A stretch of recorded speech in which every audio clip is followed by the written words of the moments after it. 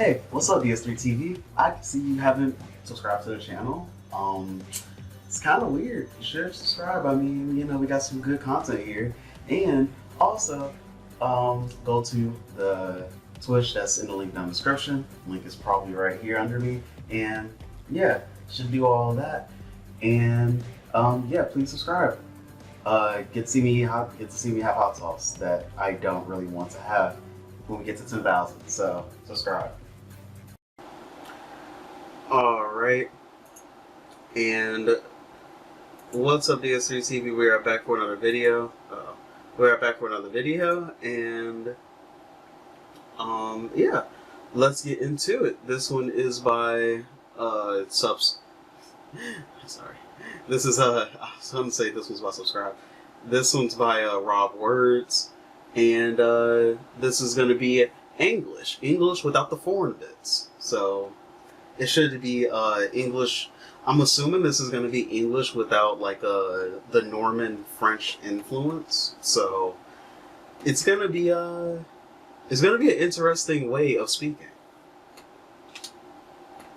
Oh, Can do this. This is English, but not as you know it.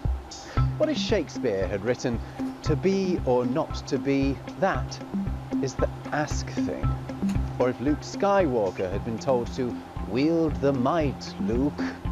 How outlandish would our world be if English hadn't taken on the many words it has from other tongues? No words from Latin, French, or Greek. Oh, so this is like, I guess when like English people were still barbarians, right? In this short film, let's find out. Hear all about Anglish. That's English stripped of overseas borrowings, and which I'm speaking right now. Learn how some of our most name-known speech givers have used Anglo-Saxon words to win us over, and see this world-renowned writ like you've never seen it before. Is English better without the borrowing? I love how a British person is gonna talk about the U.S. Constitution. I love it. This is everything about this I love. Let's find out in another RobWords. So some of the words in that introduction, or foreword, I should probably... And don't get mad at me, British people. I am just taking the piss, yeah? I'm taking the piss. I'm an American, so I know you guys do the same thing with us. So, yes, I'm just taking the piss a little bit, yeah? They say seemed a little alien to you. That's because it was written in Anglish, and thanks to my guest on this video for helping me out with it. So let's talk about Anglish. First of all, what is it? Well, the term was coined in a series of articles written by a guy called Paul Jennings in the British satirical magazine Punch back in 1966. The year is significant because that is 900 years after the Battle of Hastings in 1066, the battle that proved a turning point for the English language. The victory of French-speaking William the Conqueror and his ascent to the English throne. I thought we watched that on this channel, actually, the oversimplified version of it. So, you know, we might have some knowledge of it. Is the trigger for a huge influx of French and indeed Latin words into the English language. Among them, all of these words that I've just used. In fact, French and Latin derived words now make up 2/3 of the words in English. Jennings' articles are written entirely in as Punch. Also, our pronunciations are different too because of the French. Like we say home instead of ham, or and like other words too. I think it's like different word. It's like different pronunciations that we have too from the Normans. Puts it, the language we should have had if the Normans had been defeated at Hastings. That is Anglish. The articles are written from an alternate reality where our tongue was kept free from outlandish immingling of French and Latin-fetched words which a Norman win would, beyond ask-think, have inled into it. In that sentence alone, you can see Anglish in action. I mean, is that really no Latin though? Because I mean, Rome invaded Britain first, because remember, it was Britannia. Yeah, like if it was kept. Because I'm about to say, like, if you only talk about French, then, like, you know, if the because I'm about to say Normans. Yeah. Who knows? Because I'm about to say, I mean, you know, who knows? That's all. Any French or Latin derived words have been swapped out for Anglo-Saxon alternatives, words derived from Old English. This is an alternative reality where William the Conqueror is William the Conquered, having been the recipient of an arrow to the eye at Hastings, not his opponent Harold. In Harold's England, the language of the Anglo-Saxons, Old English, develops untouched by French or Latin words. William Shakespeare ends up writing... But wasn't it by that time already touched by Latin? Because if by 1066, like, Rome was already a thing. The only reason, yeah, like, Rome was already a thing there. So, like, what do you mean? To be or not to be, that is the ask thing. Is it higher thinking in the brain to bear the slings and arrows of outrageous dooming, or to take weapons against a sea of bothers, and by against work end them? This is also a reality where we are skyfaring by squirt aircraft, that is, air travelling by jet planes. And there's a far clanger and far seer in every home. I feel like, I mean, these are definitely made up words. You know, most words, I mean, all words are made up. But, like, it's very funny to see the word far clanger and far seer. Like, what? I mean, it makes, because, I mean, especially farseer just makes me think of, like, you know, nearsighted and farsighted. But why? Like, I mean, I guess these words would be probably what they would be called. Maybe, I don't know. A telephone and television to you and me, and those are literal translations of those Latin/Greek derived words where clang means sound, a bit like klingen in modern German. Those articles are hilarious and they are well worth a read. I'll put a link in the description, but keep watching for now. They were written in the 1960s, but English is alive and well now and thriving in the internet age. There are entire online communities of people communicating solely in English, chiefly on Reddit and Discord. You can also find English dictionaries, or rather word books, and even news articles written in English. This is the English Times. The guy behind it also runs a highly popular Discord server. This is from Sweden and run an English Discord server. That's funny. I like that. It's like me, like, since I'm trying to know Spanish, like, running, like, an old-time Spanish Discord server to learn, like, old Spanish words. So, I sent him a message, or in English. And mind you, that would be technically, like, you know, going back far enough in time, it would be technically Latin. A tiding, and he agreed to talk to me all about it. He asked me to keep his name and... I recognize that word. That was, isn't that, like... Because it looks similar to, like, Gaelic. Like Scottish Gaelic. Out of this, but you don't need either to enjoy what he has to say about English.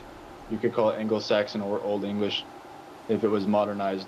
English has been around for a long time. There's people that have complained about the Latin and French influence in English for many years. Indeed. So is there actually any value in extract? No, it hasn't. It is not anybody that is causing a ruckus over saying, it's so many French words in our language.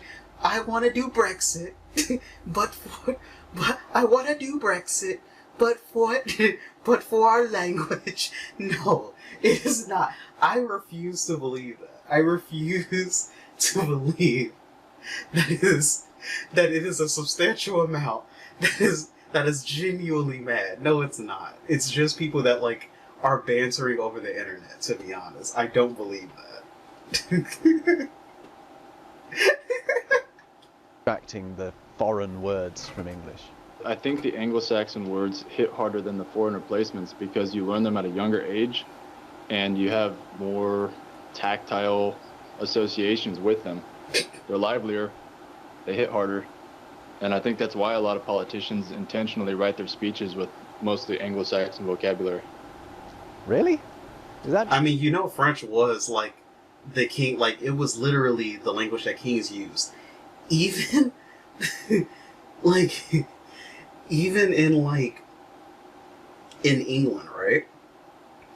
French was still used by the upper class and the majority, like of the upper class. You know, even though they're a minority, but like majority of upper class people just used used French words because they saw French as the regal language. Like, people that are saying that like English is like the regal language now, well, yeah, because it's the most it's literally you know, that's just how it happens to be because of, you know, British Empire and stuff like that too. They were the strongest empire for a while, and now, you know, for a good amount of time it's been America. At a certain point in time, that's not going to happen anymore. So it's always going to be another language that's like the most popular language. You know, even now, English has fallen off, to be honest. English is like, I think it's the third or fourth popular. I think it's actually fourth right now in popular languages. So, yeah. True. You bet it is. Winston Churchill, Britain's wartime Prime Minister and one of the greatest English political speakers of the 20th century, 20th hundred year, once said, "My method is simple. I like to use Anglo-Saxon words with the least number of syllables." Okay, I mean, that's fine. It feels like that, like, it feels like a kid made the language, but it's probably just because it was like peasant language anyway. So like everything was like just kind of just more like a slang and simpler, to be honest. Winston Churchill, I mean, the only, I mean, he also like other things that were Anglo-Saxon too, but we're not going to get into that. Sorry about the voice, but what he says there does indeed bear out in some of Churchill's most famous speeches. Just have a look at this extract from an address he made to the British Parliament just after the British Army had been forced to retreat from Dunkirk, something you'll know about if you've seen the film of the same name. This is one of the most rousing rallying cries of all time, and every single word in it can be traced back to the Anglo-Saxons. Every single word in there is descended from Old English. Every single word, that is, except for one, surrender, which comes from French. So what do you think? Do Anglo-Saxon words hit harder? Do words like fight and fields and streets strike at something deep? And So what would be like the English word for surrender? primal within our souls in a way that battle, pasture and road couldn't? Let me know in the comments. With that in mind, let's get back to Anglish and how you actually go about writing in Anglish, like our pal at the Anglish Times does. He's going to talk us through one of his articles shortly, but to me it seems there are two essential skills here. One is to be able to spot the French, Latin or Greek-derived words that you're about to use, and the other is to then find the Germanic alternative. Remember, Which just seems, it's a, you know, I'm probably gonna say this a lot. Everything is nerdy to a certain extent. Like, you could be nerdy about basketball, that's like athletes, right? You could be nerdy about basketball. Athletes, stats analysts, they all are nerdy about basketball. You could be nerdy about like any sport. That's just, you know, anything. But it's so weird to be nerdy and like hyper puritanical about your language. It's very weird. remember, English is a Germanic language. Here, I think I'm at an advantage because I speak a fair bit of French and German, and one of the ways I went about learning them was to watch French and German TV. When I was back in the UK, I watched endless episodes of the French version of the Great British Bake Off, Le Meilleur Pâtissier. I was obsessed with it. To watch programs from other countries, you need a VPN. Mm-hmm. Yes, you do. This is the ad. And I like how you put it in chapters. Oh my gosh, it's such a long video. So at the English Times, how do they go about writing their articles? Well, I'm trying to just watch the video. Guests back to tell us. So when I started out, each one was very difficult in terms of coming up with the English words. Once I was used to using them, at that point they came more naturally, and now I just write it straight in English. I don't translate anything. English fluency achieved. So let's have a look at one of those articles. This is what he wrote when our dear old Queen Elizabeth died. God rest her majestic soul.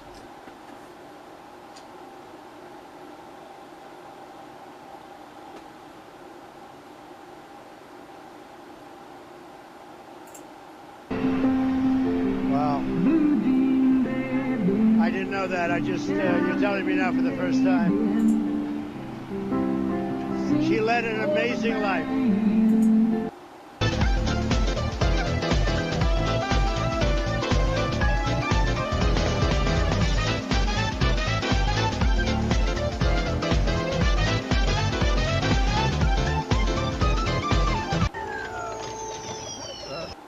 I don't know what you want me to say.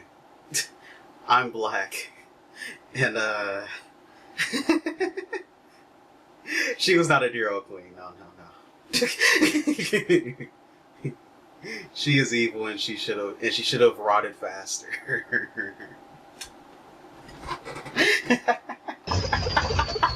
What's they doing? She should have rotted in the ground faster. We're gonna watch a couple memes because need y'all to know she should have rotted faster. Ooh. Say ooh.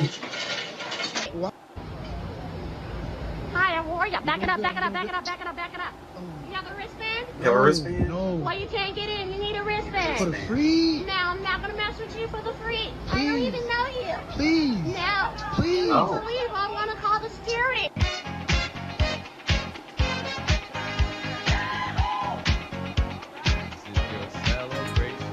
Also, we can't forget the greatest of memes.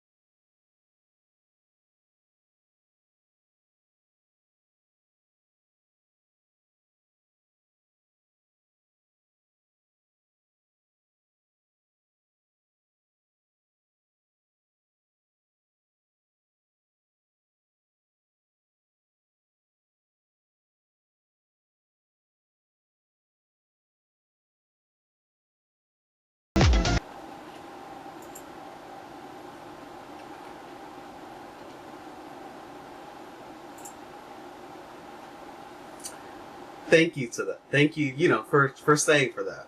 If you did. If you didn't, gotta tell you to go suck an egg. I thought this would be a good one to pick because most people probably know the basic details of it, don't they? Now, you don't have to, but just hit pause here if you want to read it through yourself before I get him to explain some of the word choices he's made in here. I'll just give you a second. That's a second. So let's start with the very first few words. Queen Elizabeth the Other, at 96 years old, has died. Queen Elizabeth the Other? If you go to the subreddit, there's a word book, and it says second is of Latin origin, so we don't use it. We use tooth, which is T-W-O-T-H. Just like the word two, with the T-H on the end. Well, no, it's like teeth. It's like tooth. It's literally like your tooth. You could have just said that. Why did you say two with the TH on the end? Just say tooth. Just say tooth. And so that's what I started the article with. You could have just said Queen that. Elizabeth, the tooth. But one of them brought up that there's an archaic usage of other as the second. And there was many examples for it where back before we started using the word second, in English, the word other meant second. Well, that's cool. Nice. I love the way this is teaching us about our own language. In the same sentence, he refers to Balmoral Castle as Balmoral Stronghold. So what's going on there? I think a lot of the castles were built by Norman invaders who also brought the word castle.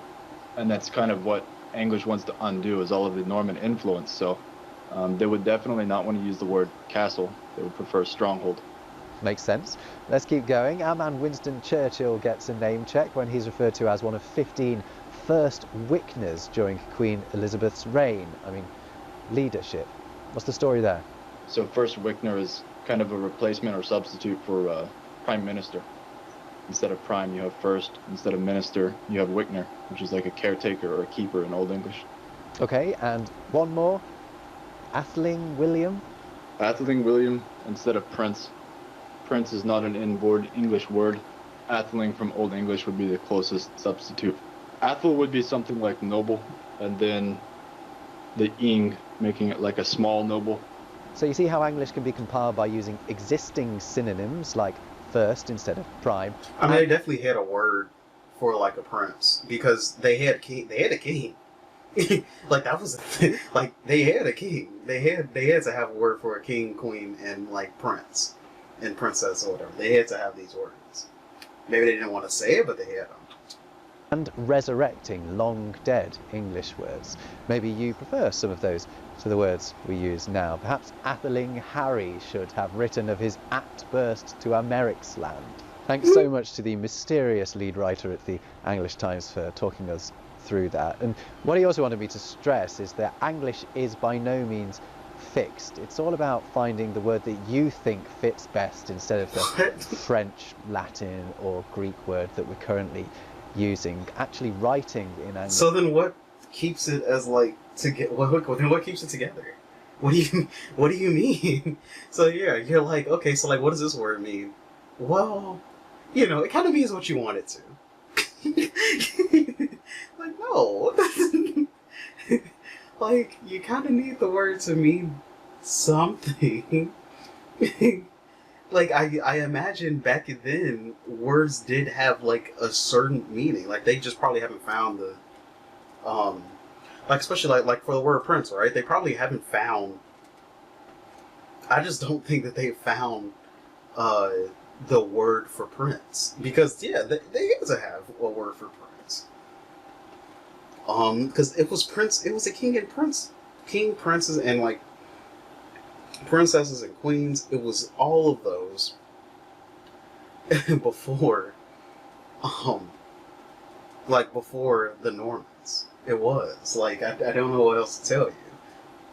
And also, Latin was brought... I don't think people realize how much Rome, like, took over. Rome literally took over all of Britain. Well, most of Britain. And especially, yeah, of course before 1066. Yeah, they, like, what? Like, that negates that, like, Rome was a thing. Like, Rome started before 1066. And they were, like, moving, like, expanding a lot more before 1066. Which is a really creative process, and it's kind of fun, and you're going to see my attempt at it shortly. Now, You can't... All I'm trying to say is... You can't say that your language has no Latin influence when you're just going to before 1066. Like, when you're just going to 1066. That's literally Roman, and that means Latin influence. Romans only spoke Latin. I don't know what else to tell you. Like, honestly, probably the reason why they don't want to say prince is because it's a Latin word. Which, yeah, it has to be. They had to, like, unless you're going back to when the Vikings, because, like, you've gotten your language from somewhere. You know what I mean? So, like, basically, that's why I even joked about it earlier and said, like, hey, it's really funny that this Swedish person is is concerned with with English, because English got their words from Swedish and like all the other like Scandinavian countries that, you know, the Vikings used to pillage them, right? That's how they used to. And they were slaves. You know, English people were slaves to the Vikings at some point. So it's very funny to hear that, like, yeah, we're gonna get to like have no influence. Like, yeah, you just want influence by like these other people that like are not that different than these people. Like, it's like you still have influence. It doesn't matter if you didn't want influence from like other groups. You still have influence from Scandinavia, because you're never gonna be able to go back to like the times before then, because Vikings kind of had a thing of like burning, you know, entire villages and entire civilizations. So yeah, Vikings kind of had a thing about that, you know, especially when it came to, you know, you Brits up there. Now, so far we have been kind of having fun with this, but the purging of English of invasive foreign words has been no laughing matter at some points in history. This idea actually predates Paul Jennings' article introducing Anglish by many centuries. Allow me to introduce you to the Inkhorn controversy. Now, back in the 16th and 17th centuries, there was a gushing torrent of French, Greek and Latin words flowing into the English language. They were all the rage among the Renaissance intelligentsia. So much so that entire dictionaries of them were being published with pretentious titles like Sir Thomas Eliot's Bibliotheca Eliotai. Writing was also becoming at times just ludicrous, with multisyllabic loanwords replacing simple English alternatives. I mean, just take a look at this abomination here. The which did know not only your complexion and infirmity, but also the imbecility and strength of your body, with other qualities expedient and necessary. I mean, that was pretty good. That was pretty nice. And I mean, also, these are words that we still use. To be known. But briefly, to conclude, for your recuperating or recovering your health, I was convocated to be in the presence of His Majesty. This influx of French, Greek and Latin really irritated a sector of literary society known as the purists, who nicknamed these imported words Inkhorn terms. I like how they're called the purists. Like, I'm gonna keep bringing it up because it's stupid. Like, literally, if you want the purest of your language, I guess, yeah, go to before you even got contact with Vikings. Because that's how you got English. You got English because of Vikings. I'm just being honest. It's stupid. It's like very, very stupid. In reference to the fact that they were mostly being brought into the language by scholars, and also maybe because they generally used up a lot more ink than their traditional counterparts. Compare the short and snappy fire with conflagration. This fun-looking fella, Sir John Cheek, made his position clear, saying, I am of this opinion, that our own tongue should be written clean and pure, unmixed and unmangled with borrowing of other tongues. However, the purists didn't just... He's not looking all jolly, I guess. ...want to keep out any new foreign words. They also wanted to throw out French-derived words that had already been in English for several centuries by this point. Sounds an awful lot like Anglish, doesn't it? Sir John Cheek wrote his own alternative version of the Gospel according to St Matthew, where he dropped the Latinized words used in the authorized translation. So lunatic became mooned, which is what lunatic literally means. Centurion became hundreder. He turned crucified into crossed, and prophet into foresail. Another advocate of this purist approach was a guy called Ralph Lever. In his 1573 book, The Art of Reason, rightly termed Witchcraft, he argued that the... Camera died. You know how it is. We're back to finish this video. ...founding witchcraft. He also uses the word storehouses instead of categories, and argues for conclusion becoming ense, negation being naysay, affirmation. Okay, becoming this is just naysay. a kindergartner coming up with like code words. I want you guys to know how silly this is.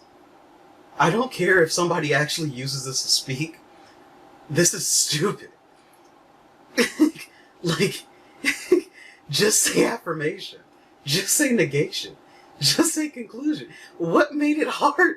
You're making it.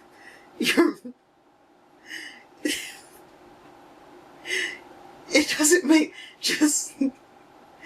You could have just, like, not done that, you know? Just say the regular word. Nobody is gonna understand you after a certain point. Like, this is stupid. This is, like, really stupid. Say, and definition becoming say what? I mean, say what? All this meant that these purist texts look every bit as ridiculous to us as the pretentious, verbose works of the neologizers, as those who were importing new words were known. In fact, the texts crammed with Latin and French are actually easier to read today because the neologizers ultimately won, didn't they? So, right at the start of this video, I promised to show you a well-known document. Yeah, I think that it goes to show you, time goes to show you that that the way that the purist wanted it, nobody else wanted it like that, because look what survived in the end. Nobody else wanted it like that. That's why English doesn't sound like that. It's just it. I mean, I'm just going to be honest with you. It just does. It's not going to sound like that. Never. And yes, the only way you will be ever able to speak to somebody in English is going to be over Discord. It's never going to be like an actual community, like in real life. Called it in a way you had never seen before. The document I was referring to is this one. If you're watching from the USA, you may well know it off by heart. It is the preamble to your Constitution.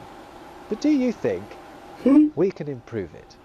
I mean, look at it. It's saturated with loan words. There's barely an earthy Anglo-Saxon term in there. Look what happens if I blank out.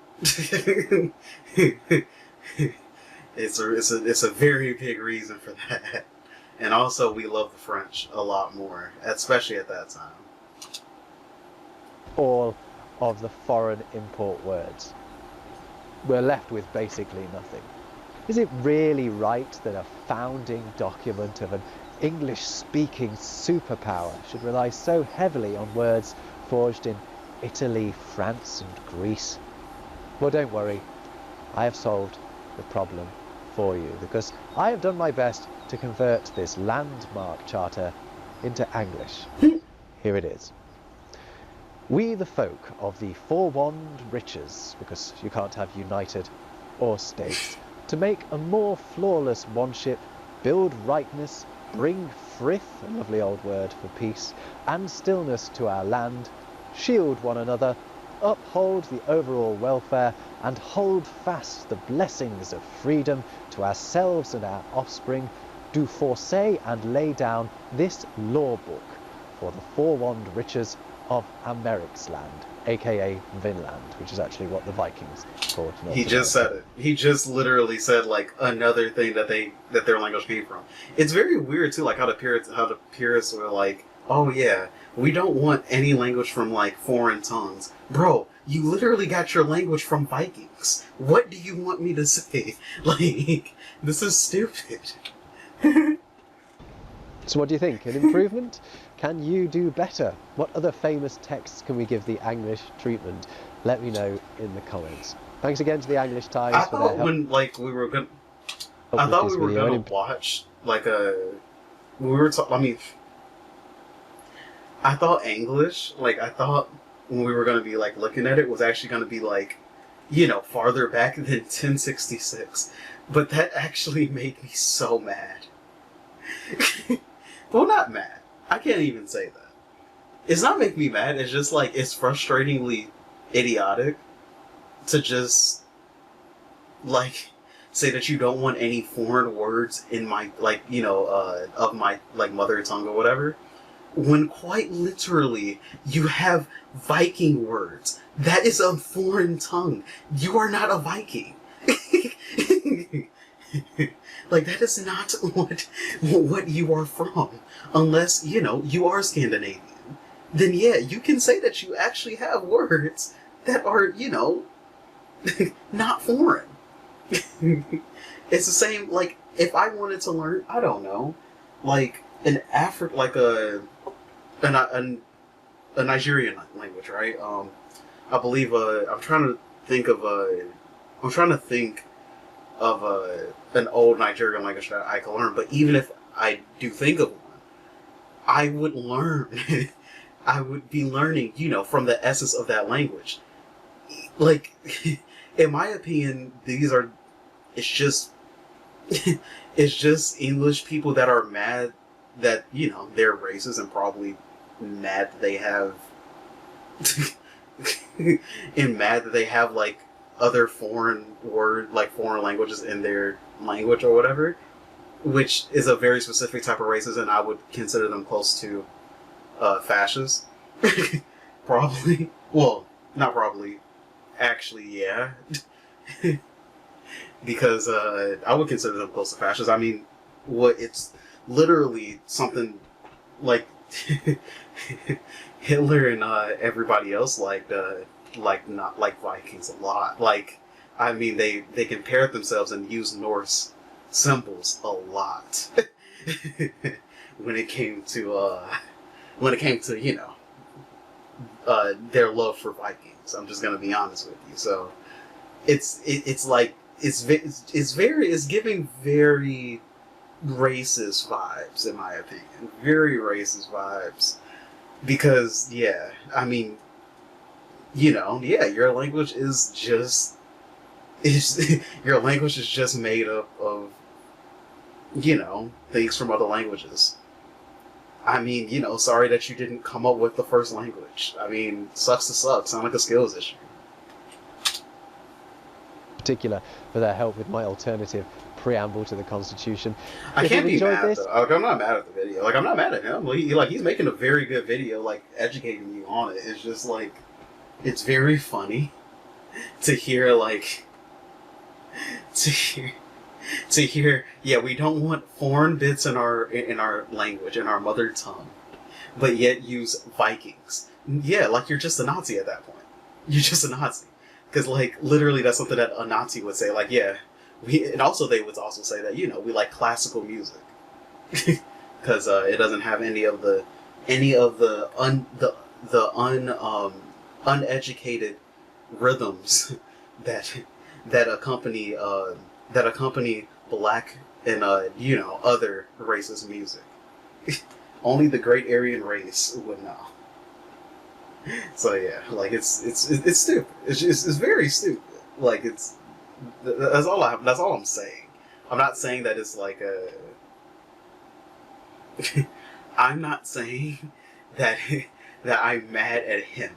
I'm just saying, in general, I think the language is stupid. But, you know, that's just it.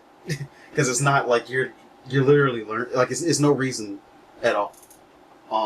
It's a functionally dead language, but even Latin has more usage. Latin has more usage than this made-up language at this point, because Latin is still used. Like, Latin is still used in certain fields, like the scientific field, and like even in theology, it's still used. It's you're not gonna find too much in English. That's why you see a lot of people writing, like, a lot still in. You have to see, like, it's only like a few places that write things in English, because it's not even like. I mean, to be honest, I didn't even look like it was that mutually distinguishable from like just regular English enough to say like it's not a dialect. Like, to me, that just looks like a dialect. I would say that Scots is more of a dialect, and I I mean, that Scots is more of his own language, just because of how different the words are and how different the words look. I just don't see a difference. Also, it could be because, I mean, my last name is like actually Scottish, so maybe that could be a reason. But like, yeah, I don't see it. I just don't see a reason. Like, it's not a different language. It's really not. Which is very funny to me, I guess, because like some of these, like I don't know, it's just very weird. I don't know. But that was the end of the video. Talk to you guys in the next video, and yeah, peace.